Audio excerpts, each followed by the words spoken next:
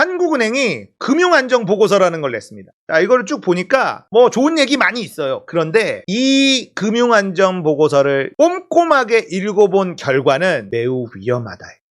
그러니까 한국은행의 뉘앙스는 이런 거였습니다. 나는 경고할 거 다 했다. 그러니까 한국은행도 지금 정권 눈치 보느라고 말을 지금 못하는데 이 금융안정보고서 6월 중순에 나온 금융안정보고서에 할 말을 다 해놨으니 책임은 우리가 안 진다. 약간 이런 느낌. 어떤 내용이 있는지 기니까 제가 일일이 다 소개시켜드릴 수는 없고요. 여기서 정리한 지표들만 몇 개 볼게요. 금융안정상황 종합평가. 자, 여기 보면 금융불안지수가 위기 단계에 지금 올라와 있다. 이런 거고요. 금융취약성 지수도 평균보다 훨씬 위에 있다. 금융 안정 상황은 지금 좋지 않다라는 거예요. 그리고 신용 레버리지, 빚이 늘어난다. 그리고 여기서 지금 좀 봐야 되는 게 뭐냐면 증가세, 증가율 이게 많이 나오는데 한국은행에서 이걸 얘기하면서 숨은 지표들을 계속 같이 보여줍니다. 이런 것들도 좀 알아야 되는데요. 민간 신용 레버리지가 기업 신용은 계속 올라가고요. 가계 신용은 살짝 둔화되죠. 가계 신용 증가세가 둔화하는 이유가 뭘까요?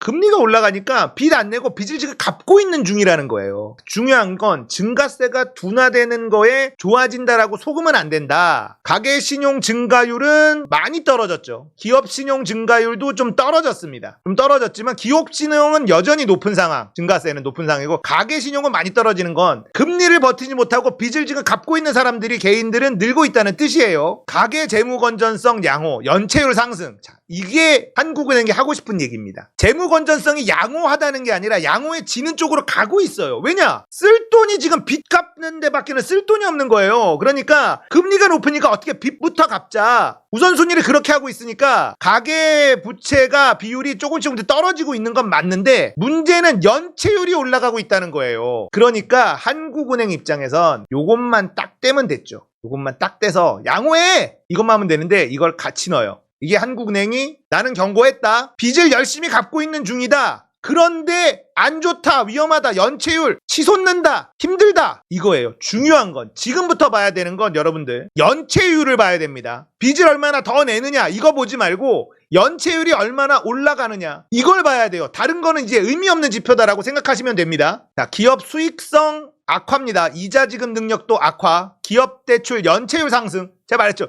연체율만 보세요. 지금은 연체율 보세요. 지금 어마무시하게 올라갑니다. 나머지는 중요하지 않아요. 연체율이 결국은 폭탄이 돼서 터진다는 거예요. 자, 국고채 금리 하락, 주가 상승, 주택가격 하락세 완화. 좋은 말 써줍니다. 이것도 맞는 거니까, 지표상 지금 맞는 거니까. 데리케 바우스라는 말도 있고요. 이런 상황이긴 해요. 이거는 맞아요. 금융기관 자산 건전성 저하. 이게 뭐겠어요? 연체율이 높아지니까. 자산 건전성. 금융기관들이 불안해지고 있다. 이거 나오죠? 총 자산 수익률도 낮아지고 있다. 악화되고 있다. 좋은 말 한 번, 위험한 거 한 번 계속 보여줘요. 금융자산 대비 금융부채 비율, 자산 증가율, 부채 증가율 낮아지고 있죠. 자산 증가율도 낮아지고 있어요. 증가율에 속으면 안 됩니다. 취약자주 비중도 지금 뭐 이런 거 볼 필요는 없어요. 부채 증가율이 낮아지고 있어. 좋아지는 것 같죠? 아니에요. 부채 증가율이 낮아지는 건 빚을 열심히 갚고 있기 때문인 거예요. 이걸 봐야 되는 거예요. 은행 연체율 지금 모양새 보세요.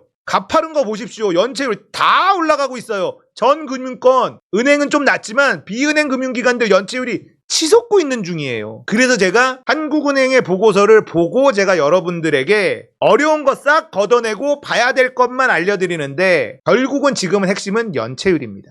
자, 보시면 증가율 이런 거를 먼저 보여줘요. 증가율 쭉쭉 떨어지죠. 증가율이 줄어드는 건 좋지. 근데 뭐냐면 증가율이라는 말에 속으면 안 됩니다. 빚이 늘어나는 게 줄어드는 것 뿐이야. 대출 잔액은 계속 늘어나고 있습니다. 빚이 늘어나는 증가율이 떨어지는 거지 전체 빚의 양이 줄지 않고 있어요. 한국은행의 이런 자료를 보고서에 냈다는 겁니다. 기업 대출 잔액 증가율이라고 나오죠. 증가율은요 내려가고 있어요. 좋은 게 아니야. 대출 잔액을 봐야지. 대출 잔액은 올라갑니다. 계속. 증가율이 조금 감소되는 것 뿐입니다. 그러니까 증가율로 눈속이 바려는 기사에 속지 말라 이거예요. 대출 증가율이 큰 폭으로 감소했다. 개소리라는 겁니다. 연체율 치솟고 있습니다. 연체율이 핵심이에요. 부채 비율 올라가고 있어요. 부채 비율도 결국은 올라가고 있습니다. 부채 비율의 증가율은 떨어지겠지. 부채 비율도 결국은 올라가고 있어요. 연체율 치솟죠. 연체율 그래프가 꼬리를 쭉쭉 올리고 있습니다. 이것도 가계대출 신규 연체 정리 규모 결국은 안 좋아요. 모양새가 굉장히 안 좋죠. 자, 한국은행이 보고서를 냈어요. 쭉 읽어봤는데 안전하다, 아직까지 괜찮다, 이런 내용이 쭉 적혀 있습니다. 그런데 여기에 중간중간에 하지만, 그러나, 핵심이 그런 거예요. 그런 부분들을 조금 보니까 이거 한국은행은 위험하다는 걸 경고하고 있다. 위험하다는 걸 경고하고 있고, 만약에 문제가 터지면 한국은행은 내가 경고했잖아, 이 얘기를 하고 싶은 게 아닐까. 면피용 보고서가 아닌가. 하지만 정권의 눈치는 보이니 지금 위험하다 뭐 이렇게까지는 못하고, 한국은행이 사실 그렇게 해서 공포 분위기를 조장해서도 안 되지만 이런 이야기들이 굉장히 많이 있습니다. 연체율만 보십시오. 그리고 여러분들이 경제지나 이런 거 볼 때 증가율이 낮아진다라는 건 무시하세요. 절대. 지금 좋아지는 지표는 부채 비율 증가율은 매우 좋아집니다. 사람들이 금리가 높아서 빚을 안 내니까요. 그러니까 당연히 부채 비율 증가율은 떨어지죠. 하지만 부채 총 금액은 떨어지지 않고 있어요. 연체율만 올라가고 있고, 그래서 제가 계속 말씀드린 9월 경제 위기설이 아직도 사그라들고 있지 않는 겁니다. 그래서 윤석열 정부가 지금 만지작거리는 게, 자영업자 9월에 상환 연기해 준 거 끝난단 말이에요. 그러면 이제 원금을 갚는 게 9월부터 시작이 된다라는 건데, 이러면 자영업자들이 터져나가기 시작하고, 자영업자만 터져나가는 게 아니라 제2금융거선부터 금융위기가 올 수 있다는 거예요. 저축은행들 파산 얘기가 나올 수도 있다는 겁니다. 그러면서 9월 경제위기설이 그래서 계속 나오고 있는 거거든요. 연체율이 올라가는 그래프가 너무 가파르죠. 심상치가 않습니다. 심상치가 않아요. 이렇게 가파르게 올라가면 안 돼.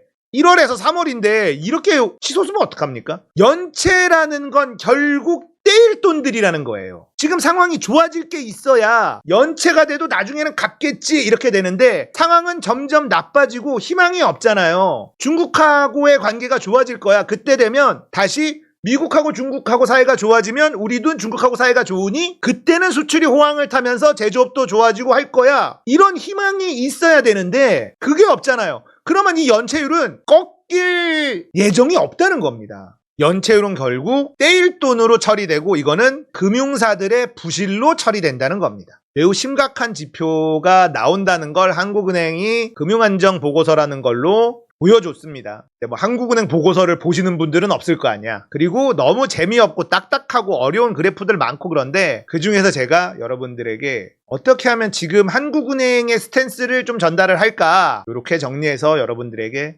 전달해 드린 겁니다. 금융위기는 올 수 있다. 한국은행도 경고하고 있는 그런 보고서였다라는 거예요. 각자 도생의 시대라는 게 그래서 나오는 거죠. 웬만하면 저축은행이나 이런 데 돈 많이 넣어놓으신 분들은 빼놓고 아껴놓으시고 금 사두시고 이러는 게 좋아요. 달러 사두시고. 위기에 각자 대응해야 됩니다. 현금 보유하고, 빚 갚고, 자산 투자하지 말고 각자 도생의 시대 잘 준비하십시오.